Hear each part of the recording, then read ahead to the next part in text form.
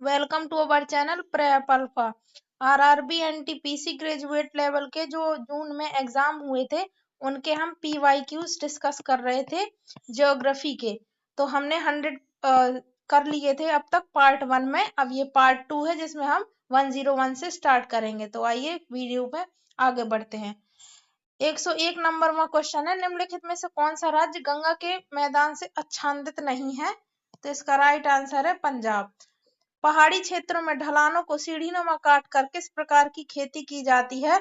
तो वेदिका खेती करी जाती है। भारत के सुदूर पूर्वी और सुदूर पश्चिमी बिंदुओं के बीच दूरी लगभग कितनी है? तो 2933 किलोमीटर है। उत्तर भारत का विशाल मैदान किस नाम से प्रसिद्ध है? तो सिंधु गंगा ब्रह्मपुत्र का मैदान।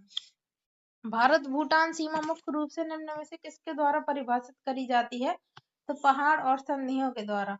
गृह मंत्रालय की वार्षिक रिपोर्ट 2022-23 के अनुसार कितने भारतीय राज्यों और केंद्र शासित प्रदेशों में समुद्र तट है? तो 9 राज्य और 4 केंद्र शासित प्रदेश है।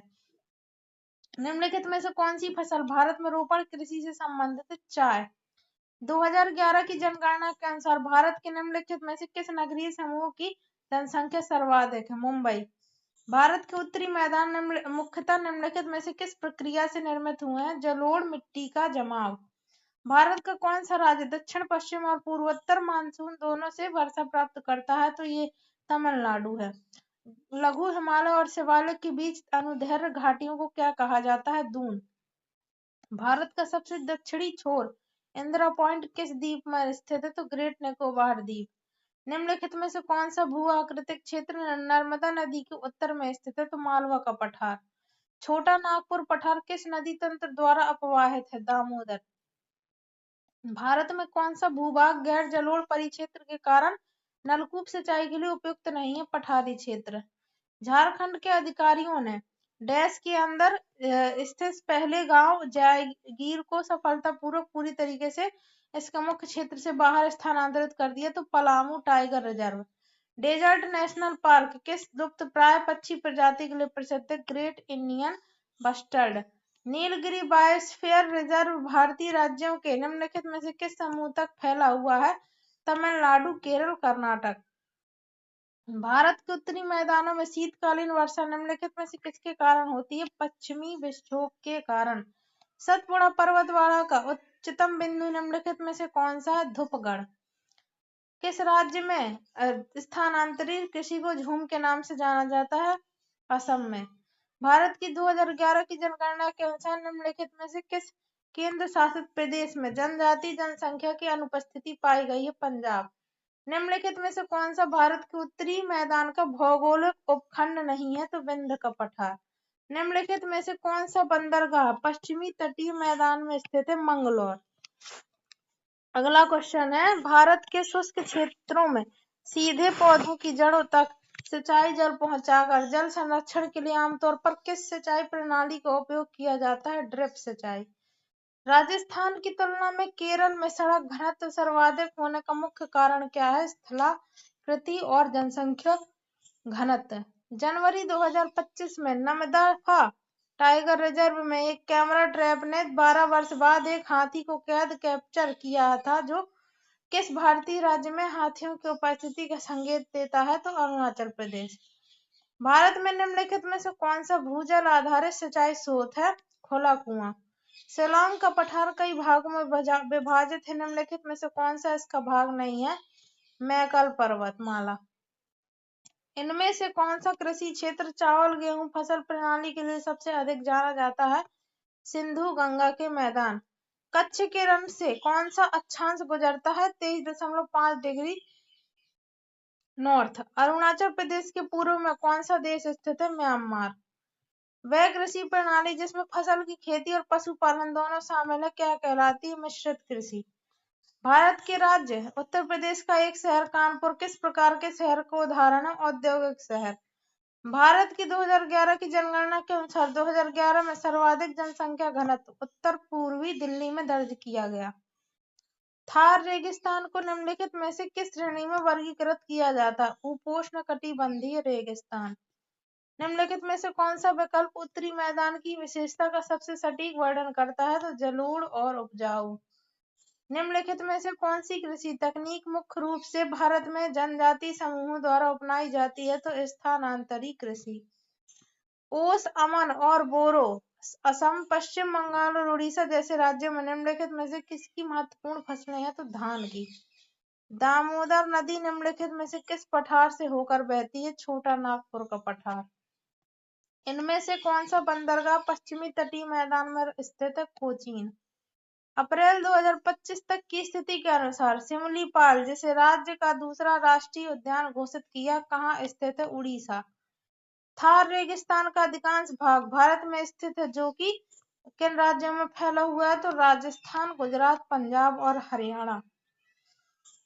रण उत्सव दिसंबर 2024 से फरवरी 2025 तक का स्थल थोडो किस भारतीय राज्य में और किस भौगोलिक स्थल के निकट स्थित है? तो गुजरात का कच्छ का रण। निम्नलिखित में से कौन सी नदी तंत्र हिमालय क्षेत्र में महाखंड बनाने के लिए जानी जाती है? ब्रह्मपुत्र। गृह मंत्रालय की 2022-23 वार्षिक रिपोर्ट के अनुसार भारत के किस केंद्र शासित प्रदेश की तटरेखा सबसे लंबी है? अंडमान और निकोबार द्वीप समूह। भारत का निम्नलिखित में से कौन सा राज्य 3 देशों के साथ अंतर्राष्ट्रीय सीमा साझा करता है? पश्चिम बंगाल। निम्नलिखित में से कौन सी नदी भारत के महान पठार प्रायद्वीपीय पठार की प्रमुख नदी नहीं है? यमुना। निम्नलिखित में से कौन सी नदी गंगा की सहायक नदी नहीं है, लेकिन यह सीधे बंगाल की खाड़ी में गिरती है? तो महानदी। थार रेगिस्तान में किस प्रकार की वनस्पति मुख्य रूप से पाई जाती है? तो छोटी जड़ी बूटियां और झाड़ियां। भारत के सभी क्षेत्रों को हरित क्रांति से समान रूप से लाभ प्राप्त नहीं हुआ है। निम्नलिखित में से कौन सा राज्य हरित क्रांति के प्रथम चरण से सबसे कम प्रभावित हुआ था? तो उड़ीसा। पश्चिमी तटीय मैदान सक्रिय होते हैं तथा किन भू-आकृतियों के बीच स्थित होते हैं? तो पश्चिमी घाट और अरब सागर। भारत का कौन सा शहर लौटते हुए मानसून की वर्षा से सर्वाधिक प्रभावित होता है? तो चेन्नई।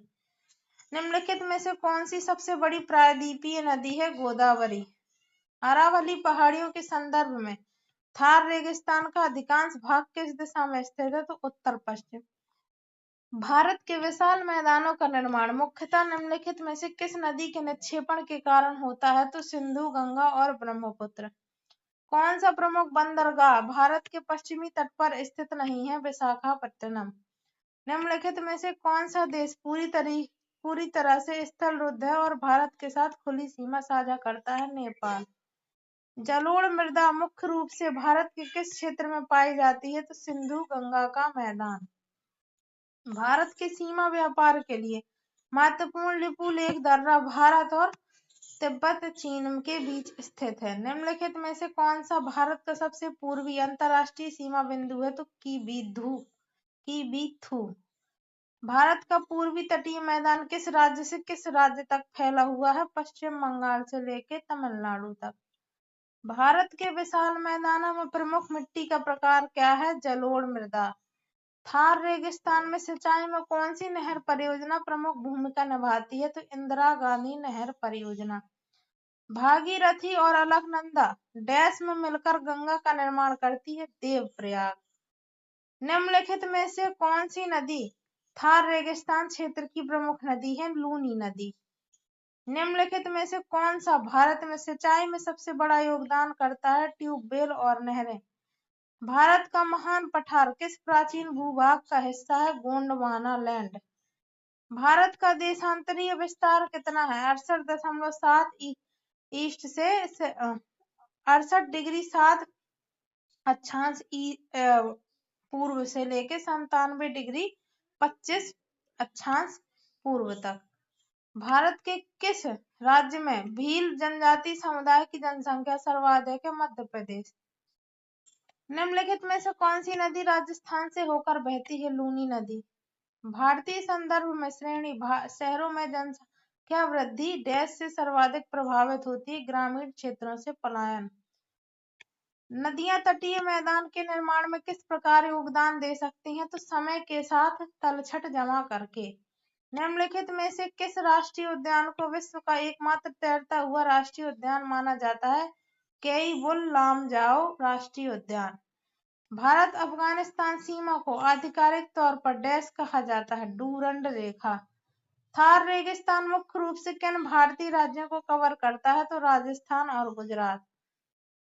निम्नलिखित में से कौन सा राज्य चारों ओर से स्थलरुद्ध तथा किसी अंतरराष्ट्रीय सीमा को स्पर्श नहीं करता? तो छत्तीसगढ़। निम्नलिखित में से कौन सी नदी पश्चिम घाट से निकलती है? कृष्णा नदी।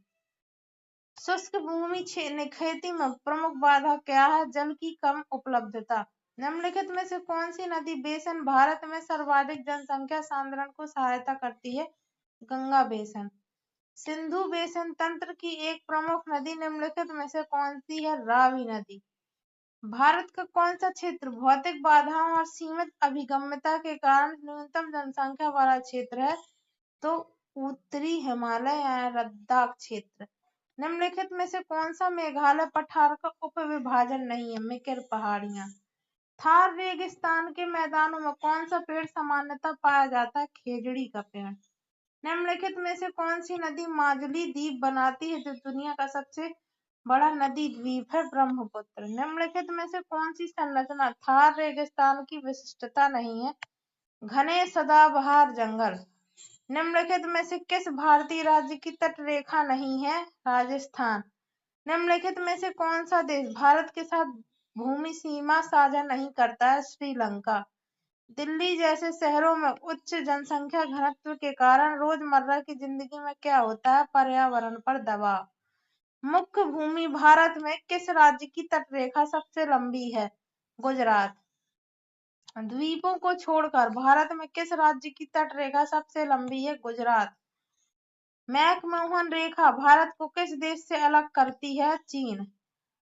पाक जल डमरू मध्य भारत को निम्नलिखित में से किस देश से अलग करता है? श्रीलंका। थार रेगिस्तान निम्नलिखित में से किसके बीच एक प्राकृतिक सीमा के रूप में कार्य करता है? भारत और पाकिस्तान। निम्नलिखित में से किस राज्य की जनसंख्या मुख्यतः पहाड़ी भूभाग के कारण विरल है? अरुणाचल प्रदेश। निम्नलिखित में से कौन सी मृदा भारत में चावल की खेती के लिए सबसे उपयुक्त है? तो जलोढ़ मृदा। चावल की खेती के लिए जलोढ़ मृदा। निम्नलिखित में से कौन सा देश भारत से केवल समुद्री सीमा द्वारा अलग होता है? मालदीव।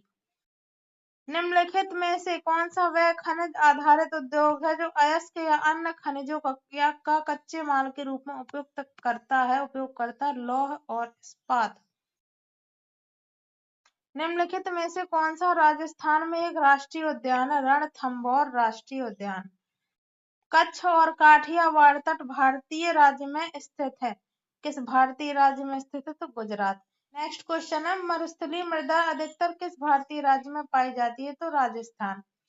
तो इसी के साथ ज्योग्राफी में जितने भी क्वेश्चन आए थे एनटीपीसी ग्रेजुएट लेवल के अभी के एग्जाम में जून वाले में सारे कंप्लीट होते हैं। इसके आगे के वीडियो में हम पॉलिटी डिस्कस करेंगे। Thank you so much for watching.